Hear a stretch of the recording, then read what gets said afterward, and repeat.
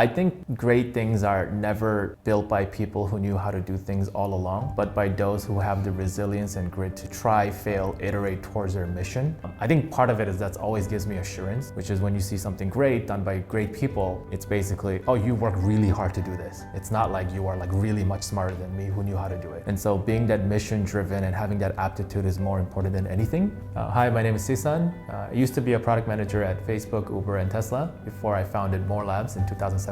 Stepped down as CEO after we raised Series B, and now I'm working on my second company called Ramper, which is a blockchain infrastructure business out of San Francisco and Seoul. 31 years old, and I love adventures.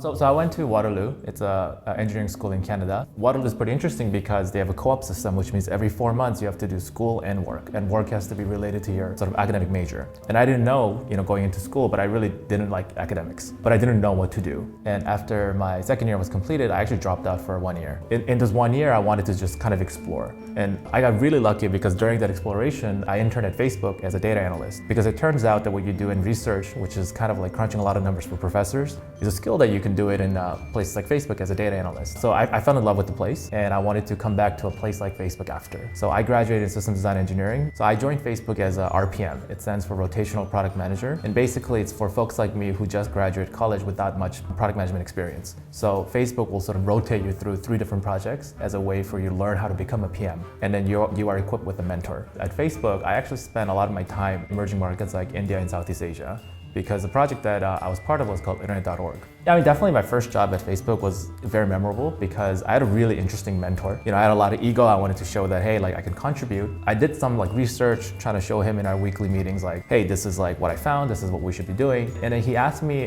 just like a question very bluntly, what's the most impactful thing you could be doing? And the result of this conversation was basically the audience that we're trying to build for are people in remote parts of India and Africa. And I'm here sitting in Facebook HQ in San Francisco with high-speed internet, trying to come up with insight as to what the market needs. And he wanted me to come to the conclusion that the most impactful thing I could be doing is to just go to Africa right now. And I just flew to Kenya without any itinerary. And that was really kind of challenging in a sense that I just graduated and now I'm like in Kenya. And I don't know what I'm doing here, but I'm supposed to bring insightful things back to the company. So I spent 2 weeks there, go into the suburbs, talk to people, understand the landscape. And then I actually came back and we had a lot to discuss, which was basically like, guys, the internet is so slow that none of this even matters. We have to radically rethink about everything. But I think that was most memorable. Really good introduction into what a PM is, which is your job is always defined by you should do whatever is most important for the company in terms of making the product successful. So Tesla was the job after. My job title was staff product manager under growth team. And the unique challenge at the time was because, Tesla's growth model was sort of very standard, which is you open up large flagship stores in metropolitan cities. Once you saturate all of the big cities around the world, how do you grow anymore? And so the idea with the growth team was sort of how do we accelerate that on e-commerce? And at the time, sort of, Elon's vision was, can you just like get people to buy one click online, just like Amazon? And we had a really interesting entry point because every Tesla owner gets a mobile app. And so can we sort of leverage that into building some kind of a product-driven referral model that allows them to invite their friends. But overall, the idea with the growth team was how do you optimize e-commerce on Tesla.com so more and more people come and buy. I think of my sort of job as a PM and what I've learned simply as your sort of ability to identify what's the most impactful thing to do to drive the throughput of that product team, and then you just go do it. Then you have to like execute on that, whatever you identify, but you're repeating that continuously. Chances are you're gonna be wrong. And even if you do, I think you're gonna be wrong many times. In fact, you're gonna be wrong more than you're right. It's okay because as long as you're right once really big way, it makes up for everything. So then the question is, how many of those iterations that you get to do is probably going to dictate your success. If one PM does one thing, I mean, if they're right, it's good for them, but if they're wrong, they're gonna fail. But if the other product person does it 10 times, chances are you could be right once out of those 10. Tell us about your brand, first of all.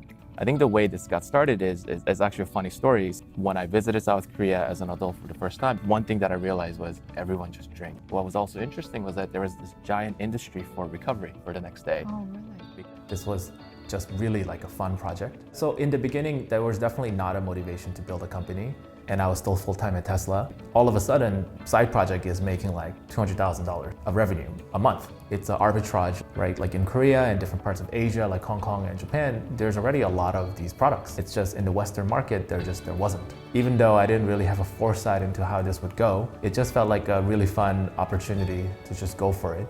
I was in Silicon Valley where starting a company, we had some amount of seed amount, probably I think at the time around $400,000, $500,000 that investors wanted to put in. So they were very much encouraging me. And it seemed like such a fun, wild ride, and it didn't seem like that much of bad downside. So let's go for it. First 2 years was definitely a big rush. You're sort of like captivated as a first-time entrepreneur. Every month our revenue is going up, we're hiring new people, we're trying to raise more money. And then the downs are also bad. There's a problem with the product. We think we're gonna die tomorrow.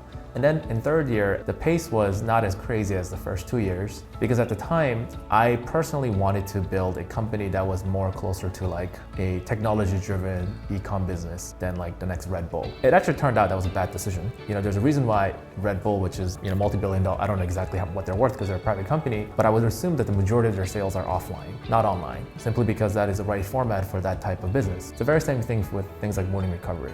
You don't plan on getting drunk.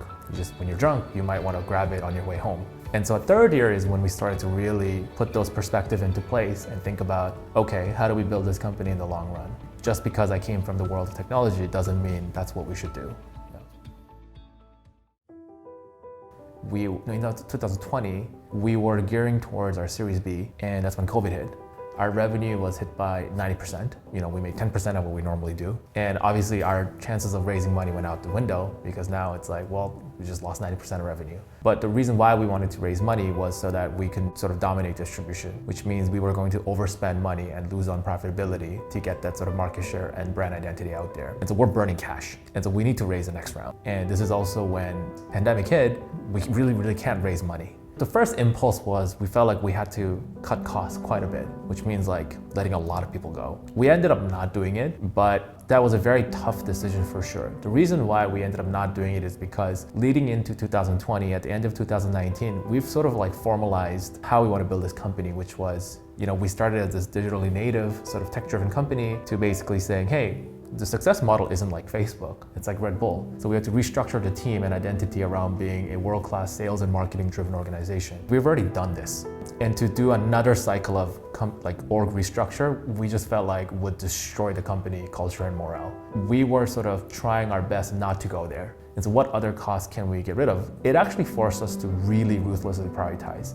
There were so many products that we wanted to launch and so many cool things we thought we wanted to do. We just basically said no to everything. And that allowed us to sort of conserve our sort of cash flow quite a bit.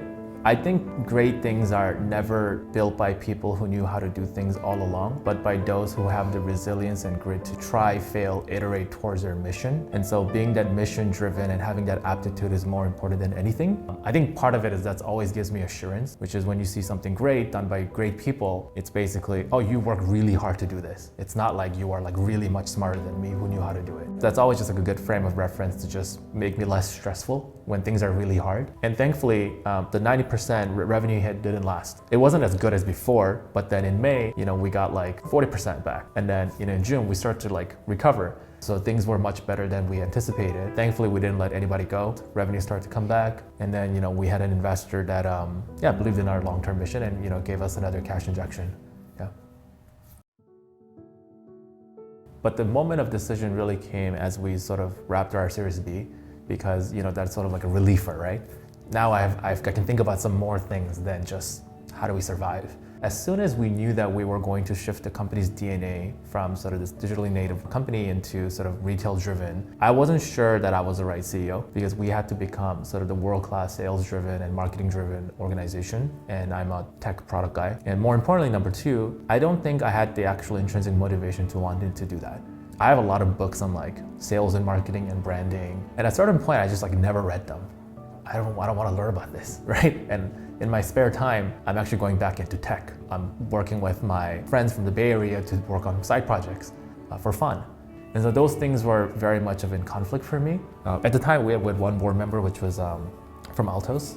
I don't remember the exact transcript, but it was something along the lines of, the best CEO is somebody that's intrinsically passionate, and the company deserves that type of person. And so if I'm feeling this way and I need to sort of figure out who is the best person that can quickly make this transition happen. Thankfully, we actually hired a leader in our company who was running our retail organization. And it seemed like it was a natural progression for him to step up as CEO. So we talked about it, talked to the board, and the whole thing was much easier because he rose to the challenge. And I think that's a testimony to his leadership, because when he became fully appointed as a CEO, nobody in the company left. So I think the transition took like 6 months until I was very much off of my day-to-day.